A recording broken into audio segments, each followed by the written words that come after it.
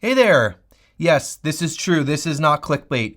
The R5 II actually gets worse battery life than the Canon R5C, and I did not see this coming. And I will show you examples to demonstrate that in this video. Now, but before we get into all the details, I do want to tell you that this video is not sponsored whatsoever, and I purchased both of these cameras with my own money. So if you value independent and honest reviews like this one here, please help support me in the channel by clicking subscribe and also checking out the affiliate links. I have all the gear listed down in the description that I use on a regular basis, and if you decide to buy anything, it won't cost you anything extra, but it really does help me out. So I really do appreciate that. Now, I made a recent video about how you can get increased runtimes on the R5C with the brand new LPE6P battery. I got about 50% more runtime in 4K 24 on the R5C using the new battery versus the battery that shipped with the camera, the older LPE6NH battery. It went from about 1 hour to about an hour and a half. And I will leave that video link down below if you're curious about all the details with that. So I'm currently working on a longer and more in-depth video about overheating and runtime tests on the R5 II. But while I was doing my test for that video, I stumbled across these results and I wanted to share them with you and make a quick video. That full runtime and overheating video on the R5 II is coming, so keep a lookout for that. Now, in this video, I will show you two different tests that I did. Now, I cannot test every combination of settings. There's almost an infinite amount of permutations on these cameras, but I think that these two tests will demonstrate what's going on here. These will be runtime tests, so straight recording and see how long the battery lasts. In terms of the parameters, I did my best to keep these as equal as possible between these two cameras, so this is what I did. Now, I ran the R5 II in the 4K 24 fine mode, which is oversampled from 8K, and the R5C in 4K 24. This is also oversampled from 8K. There is no line skipped or non-fine option on the R5C. On the R5 II, I recorded in the XF EVC-S 10-bit 422 and the R5C in the HEVC 10-bit 422, very similar codecs.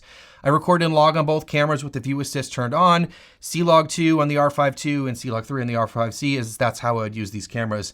For the first test, I shot both of them with the Canon RF15-35.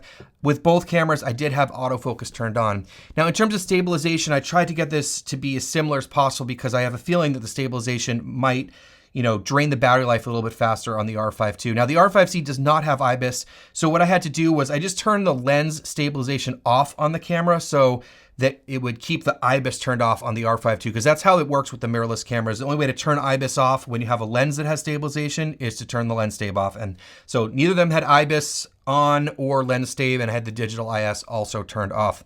I had the screen brightness turned up all the way on both cameras because that's just how I had them set to already. So that's the screen brightness set to 7 on the R5 II and the screen luminance at +2 on the R5C. Screen luminance is actually how you increase the brightness that you look at on the LCD screen. I had the fan speed set to low on the R5C. I had both cameras using manual exposure and manual white balance, and the LPE6P battery was charged on the Canon OEM battery charger, and I used the same Angelbird 512 gigabyte CF Express B card in both cameras. All right, so for the first test, which I just described all the parameters, the R5 II only ran for 1 hour and 15 minutes before the battery died. This was really shocking to me, and what really prompted this whole video was I tested this several times actually to make sure, and yes, 1 hour and 15 minutes. This is a lot shorter of a runtime than I've tested with previous cameras. I don't have those numbers in front of me, but I usually get like 145 to 2 hours on most of the other Canon mirrorless cameras, like the R6 II, the R7, the OG R5. They sort of get closer or around 2 hours plus or minus. This is a lot less than I was expecting. Now, the R5C, when I tested it, I got 1 hour and 31 minutes in the exact same conditions. So this was, again, surprising. And, I know the R5C gets a lot of hate for its battery life, totally deserved. But like I said in that other video, you do get a lot more runtime on the new battery. And I also explained in that video my theory about why that's true. So again, go check out the video if you want to hear more about that. So I wanted to try to make the test a little bit more even because I also thought maybe the autofocus system is a lot more advanced in the R5 II, and then it would pull more battery life. So I wanted to take out more variables. So what I did was I used a fully manual lens to eliminate any differences with power draw from autofocus. So I wasn't doing any autofocus on either cameras, and I actually set both of them, the screen brightness on both of the cameras back to their default. So 4 on the R5 II and 0 on the screen luminance on the R5C, just to sort of baseline both of them in case the screens were different or whatever. So for this one, the R5 II did increase by 5 minutes and ran for 1 hour and 20 minutes. So I'm guessing that the going from autofocus to manual focus did give you a few extra minutes. So again, 5 extra minutes there. Now in the R5C, it actually went up to 1 hour and 41 minutes, which is an increase of 10 minutes. And I have actually tested this once before as well, and I did see very similar results. So this isn't a fluke, this is repeatable for me. So this is really interesting. I get an extra 5 minutes on the R5 II and another 10 minutes on the R5C. But either way, in these two testing scenarios, the R5C outperforms the R5 II in that 4K 24 oversampled mode.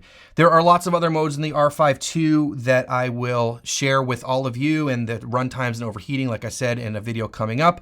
But I just want to share some surprising results that if you're in that 4K 24 oversampled mode in the H.265 codec, which I think is what most people are going to be shooting on the R5 II, the R5C actually runs longer. Anyways, if you enjoyed this, please hit subscribe. It would be greatly appreciated. Thanks so much for watching. We'll see you in the next one.